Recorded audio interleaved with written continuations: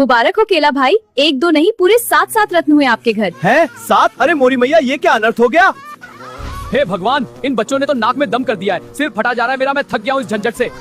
निकल जाओ यहाँ से, अब मेरी बर्दाश्त के बाहर है ये सब। अपना बोरिया बिस्तर उठाओ और दफा हो जाओ।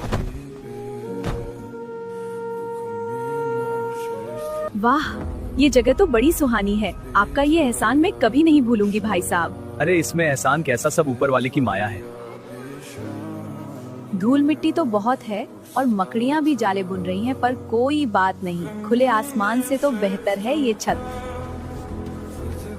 देखना मेरे बच्चे बड़े होकर बड़े ही आज्ञाकारी निकलेंगे।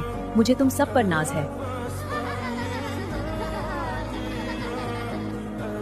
बेटो, तुम यहाँ के नए वारिस हो। ये खेत, ये खलिहान अब तुम्हारा ही घर है। बहन चलो तुम्हें खेत का वो हिस्सा दिखाऊं जहाँ सबसे कीमती फसल उगती है। जी भाई साहब चलिए।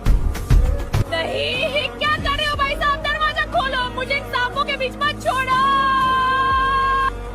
बापू माँ कहाँ चली गई? हमें उनकी बहुत याद आती है। बेटा, तुम्हारी माँ तो बहुत दूर तीर्थ यात्रा पर गई है। जब तुम और बड़े